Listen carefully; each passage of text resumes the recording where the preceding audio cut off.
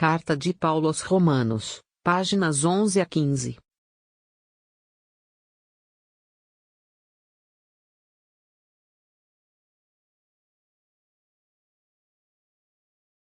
A esperança da glória. Eu penso que os sofrimentos do tempo presente não têm proporção com a glória que há de ser revelada em nós. De fato, toda a criação espera ansiosamente a revelação dos filhos de Deus, pois a criação foi sujeita ao que é vão e ilusório, não por seu querer, mas por dependência daquele que a sujeitou. Também a própria criação espera ser libertada da escravidão da corrupção, em vista da liberdade que é a glória dos filhos de Deus. Com efeito, sabemos que toda a criação, até o presente, está gemendo como que em dores de parto, e não somente ela, mas também nós, que temos as primícias do Espírito, gememos em nosso íntimo, esperando a condição filial, a redenção de nosso corpo. Pois é na esperança que fomos salvos. Ora, aquilo que se tem diante dos olhos não é objeto de esperança, como pode alguém esperar o que está vendo? Mas, se esperamos o que não vemos, é porque o aguardamos com perseverança. Da mesma forma, o Espírito vem em socorro de nossa fraqueza. Pois não sabemos o que pedir nem como pedir, é o próprio Espírito que intercede em nosso favor, com gemidos inefáveis. E aquele que examina os corações sabe qual é a intenção do Espírito, pois é de acordo com Deus que ele intercede em favor dos santos. Sabemos que tudo contribui para o bem daqueles que amam a Deus, daqueles que são chamados segundo o seu desígnio. Pois aos que ele conheceu desde sempre, também os predestinou a se configurarem com a imagem de seu Filho, para que este seja o primogênito numa multidão de irmãos. E aqueles que predestinou, também os chamou, e aos que chamou, também os justificou, e aos que justificou, também os glorificou. O amor salvador de Deus. Depois disto, que dizer ainda? Se Deus é por nós, quem será contra nós? Deus, que não poupou o seu próprio Filho, mas o entregou por todos nós, como é que, com ele, não nos daria tudo? Quem acusará os escolhidos de Deus? Deus, que justifica. Quem condenará? Cristo Jesus, que morreu, mais ainda, que ressuscitou e está à direita de Deus, intercedendo por nós. Quem nos separará do amor de Cristo? Tribulação, angústia, perseguição, fome, nudez, perigo, espada. Pois está escrito, por tua causa somos entregues à morte, o dia todo, fomos tidos como ovelhas destinadas ao matadouro. Mas, em tudo isso, somos mais que vencedores, graças àquele que nos amou. Tenho certeza de que nem a morte, nem a vida, nem os anjos, nem os principados, nem o presente, nem o futuro, nem as potências, nem a altura, nem a profundeza, nem outra criatura qualquer será capaz de nos separar do amor de Deus, que está no Cristo Jesus, nosso Senhor. A eleição de Israel. Não estou mentindo, mas digo a verdade, em Cristo, e minha consciência, no Espírito Santo, o atesta. Tenho no coração uma grande tristeza e uma dor contínua, a tal ponto que desejaria ser, eu mesmo, excluído de Cristo em favor de meus irmãos, meus parentes segundo a carne. Eles são israelitas, a eles pertencem a adoção como filhos, a glória, as alianças, as leis, o culto, as promessas e também os patriarcas. Deles é que descende, quanto à carne, o Cristo, que está acima de tudo, Deus bendito para sempre. Amém. Não que tenha falhado a palavra de Deus. De fato, nem todos os descendentes de Israel são Israel, nem é por serem descendentes de Abraão que todos são seus filhos, mas é em Isaque que terá começo a tua descendência. O que significa, não são os filhos físicos que são filhos de Deus, mas os filhos da promessa é que são considerados descendência. De fato, são estes os termos da promessa: por esta época, eu virei e Sara terá um filho. E não é só. Há também Rebeca, que concebeu gêmeos de um só homem, Isaque, nosso pai, e antes mesmo de eles nascerem e terem feito algo de bem ou de mal, foi-lhe dito: O mais velho servirá ao mais novo, conforme está escrito: amei mais a Jacó do que a Esaú. Assim se confirmou o propósito de Deus, propósito de livre escolha, dependendo daquele que chama, e não de ações humanas. Que diremos então? Haveria, porventura, injustiça em Deus? De modo algum. Pois ele disse a Moisés: farei misericórdia a quem eu quiser e terei piedade de quem eu quiser. Portanto, barra inversa, a escolha de Deus não depende da vontade ou dos esforços do ser humano, mas somente de Deus, que usa de misericórdia. Pois a Escritura diz a respeito do Faraó: eu te deixei de pé precisamente para mostrar em ti meu poder e para tornar meu nome conhecido por toda a terra. Assim, pois, ele faz misericórdia a quem ele quer e endurece a quem ele quer. A soberana liberdade de Deus. Então me dirás: que tem ele ainda a censurar? Pois, quem pode jamais resistir à sua vontade? Pensa bem, homem. Quem és tu para contestares a Deus? Porventura vai o vaso de barro dizer a quem o modelou: por que me fizeste assim? Acaso não pode o oleiro, da mesma massa, fazer um vaso de luxo e outro vulgar?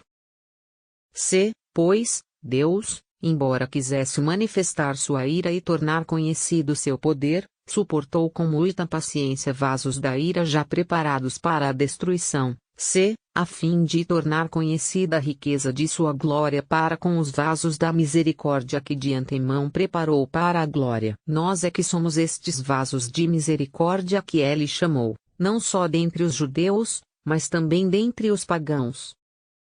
É isso que ele diz no livro do profeta Oséias: aquele que não era meu povo, eu o chamarei meu povo, e a não amada chamarei amada, e lá onde lhes foi dito: vós não sois meu povo, ali serão eles chamados filhos do Deus vivo.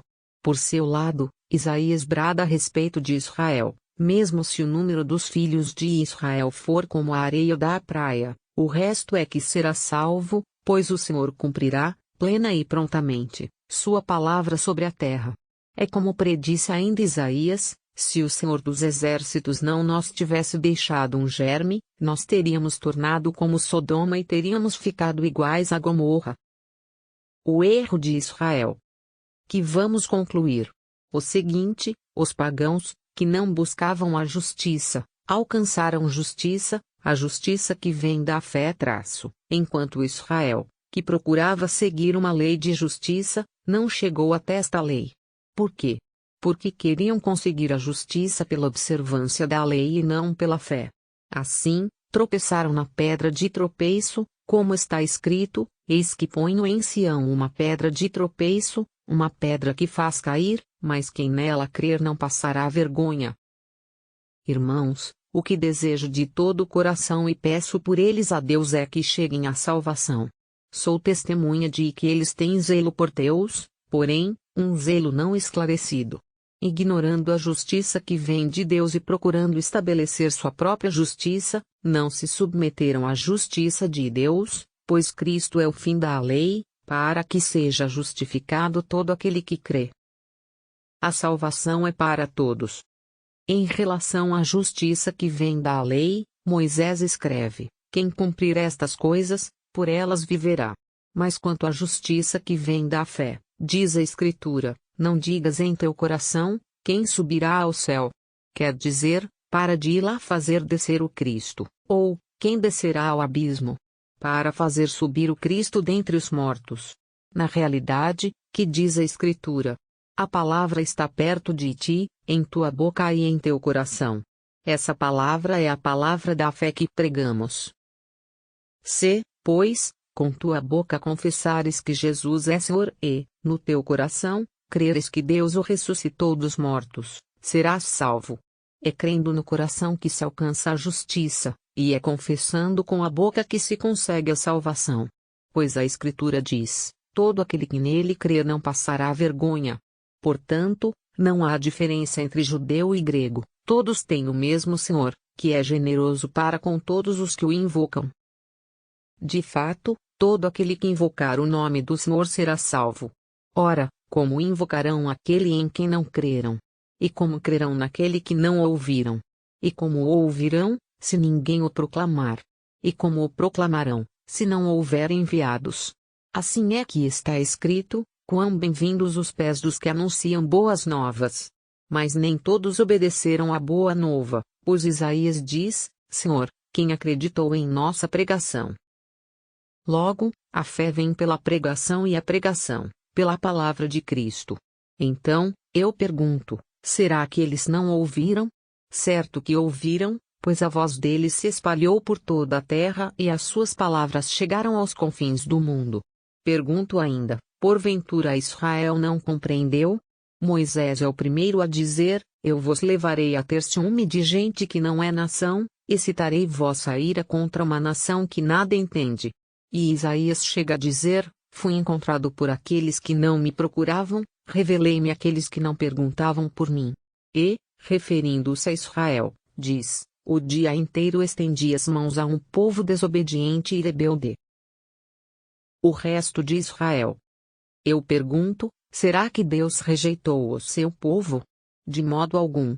Pois eu também sou israelita, da descendência de Abraão, da tribo de Benjamim. Deus não rejeitou o seu povo que ele, desde sempre, distinguiu e escolheu. Não sabeis o que diz a Escritura na passagem em que Elias interpela a Deus contra Israel, dizendo: Senhor, mataram os teus profetas, demoliram os teus altares, e eu fiquei só, e querem tirar-me a vida. E que resposta lhe dá o oráculo do céu? Reservei para mim 7.000 homens que não dobraram os joelhos diante de Baal. Assim também agora, em nossos dias, subsiste um resto, por livre escolha da graça. Mas, se é pela graça, já não é em razão das obras, do contrário, a graça já não é graça. Daí, o que se conclui? Israel não conseguiu aquilo que está procurando, só os escolhidos é que o conseguiram, os demais se tornaram embotados, como está escrito: Deus lhes deu um espírito de torpor, olhos que não vejam e ouvidos que não ouçam, até ao dia de hoje. E Davi diz: que sua mesa seja para eles como um laço e uma armadilha, causa de queda e justa retribuição, que seus olhos se escureçam até a cegueira completa. Mantém sempre curvado o dorso deles. Eu pergunto, pois, porventura eles tropeçaram para cair de vez? Não, de modo algum. O passo em falso que deram serviu para a salvação dos pagãos, e isto, para despertar ciúme neles. Ora, se o passo em falso deles significou riqueza para o mundo, e o seu fracasso, riqueza para os pagãos, quanto mais significará a adesão de todos eles. Os pagãos. A vós, vindos do paganismo, eu digo: enquanto eu for apóstolo dos pagãos, honrarei o meu ministério, na esperança de despertar ciúme nosso da minha raça e assim salvar alguns deles. Se o afastamento deles foi reconciliação para o mundo, o que não será a sua acolhida? Será uma passagem da morte para a vida.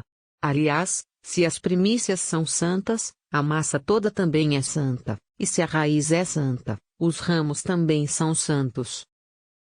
Se alguns ramos foram cortados e tu, oliveira silvestre, foste enxertada no lugar deles e, assim, te tornaste participante da raiz e da seiva da oliveira cultivada, não te gabes à custa dos ramos cortados. Se, no entanto, cederes à vanglória, toma consciência de que não és tu que sustentas a raiz, mas é a raiz que te sustenta. Dirás: alguns ramos foram cortados para que eu fosse enxertado. Bem, esses ramos foram cortados por causa de sua incredulidade, mas tu, é pela fé que estás firme. Portanto, não te ensoberbeças, antes, teme. Pois se Deus não poupou os ramos naturais, nem a ti poupará. Repara na bondade e na severidade de Deus, para com os que caíram, severidade, para contigo, bondade, contanto que perseveres nessa bondade, do contrário, também tu serás cortado. E eles, se deixarem de ser incrédulos, serão enxertados, Deus é bastante poderoso para enxertá-los de novo. Pois se tu foste cortado da oliveira silvestre, a qual pertencias por natureza, e se, contrariamente à natureza, foste enxertado na oliveira cultivada, quanto mais eles serão enxertados em sua própria oliveira, a qual pertencem por natureza. A conversão de Israel. Para que não confieis demais em vossa própria sabedoria, irmãos, desejo que conheçais este mistério, a saber, o endurecimento de uma parte de Israel vai durar até que tenha entrado a totalidade dos pagãos. E então todo Israel será salvo, como está escrito, de Sião virá o libertador, ele removerá as impiedades do meio de Jacó. E esta será minha aliança com eles, quando eu tirar os seus pecados. De fato, quanto ao Evangelho, eles são inimigos, para benefício vosso, mas, como povo escolhido, são amados, por causa dos pais. Com efeito, os dons e a vocação de Deus são irrevogáveis. Outrora, vós fostes desobedientes a Deus, mas agora alcançastes misericórdia, em consequência da desobediência deles. Agora, são eles que desobedecem, dando ocasião à misericórdia de Deus para convosco, para que, finalmente, eles também alcancem misericórdia. Pois Deus encerrou todos na desobediência, a fim de usar de misericórdia para com todos.